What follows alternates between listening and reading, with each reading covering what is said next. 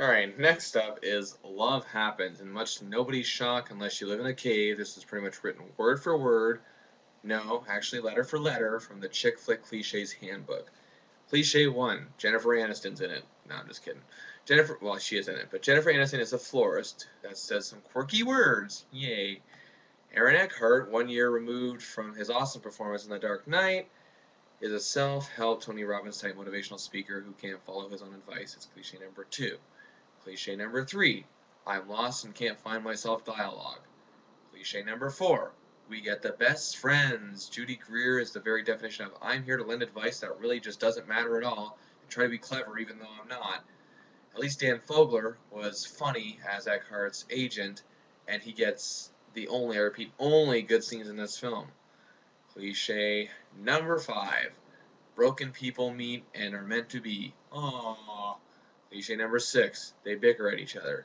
Cliche number 7, quirky girl plays hard to get for no real reason other than the movie is trying to be funny. Cliche number 8, they couple up. Cliche number 9, his big secret comes out. Females in the audience say, oh. And we take a break from the cliches, and they visit the celebrity's gravesite, something involving a cockatoo and Martin Sheen as the father-in-law. And then, of course, we get more cliches, copying Sleepless in Seattle in numerous scenes. And, of course, we get those really deep shots of looking aimlessly out a window. And oh, brother. Yeah, well, that's pretty much what sums this movie up. It's just, I think I've made my point now. The fact of the matter is, calling this film cliche and formula would be insulting to films that are full of cliches and formulas. Look, fact is, I like Jennifer Aniston. She's a likable actress, but she's got to find a new shtick because it's wearing thin. Eckhart is someone who I think is one of the most underrated actors in Hollywood, but really did nothing to help himself get more recognized here. And this is his first big theatrical release since The Dark Knight, which he was amazing in. And this is what he returns with? Goodness sakes, Aaron, you had over a year! Ugh, anyway, there's also no chemistry between the two. It's not like there's reluctance here or anything like that. They just have nothing. Aniston had more chemistry with Jay Moore. Yes, Jay Moore, the guy from Jerry Maguire, the comedian. Yeah, in their 1997 movie Picture Perfect, which, if I'm not mistaken, was her first real big screen shot after Friends hit it big. That was 12 years ago. She's still doing the same movie. She's been good with other actors, including Steve Zahn earlier this year in Management, and even Ben Affleck in He's Just Not That Into You. But she's not good at all here. And as a matter of fact, Christian Slater made a better flower guy, or flower person, I should say. I might add in Bed of Roses, okay? Come on.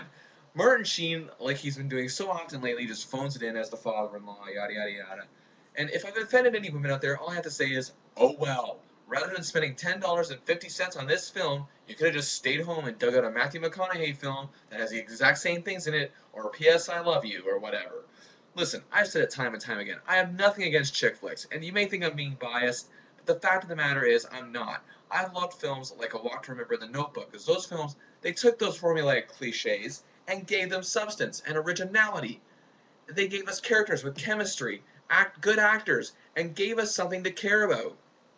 I've been hard on action films this year every bit as much as probably even more so than I've been hard on chick flicks this year, or romance films, or whatever you want to call them. So I'm not being biased. This is just a crappy film. So love happens, yes, but so do hemorrhoids, and that's what it felt like sitting through this film. This gets half a star out of 5.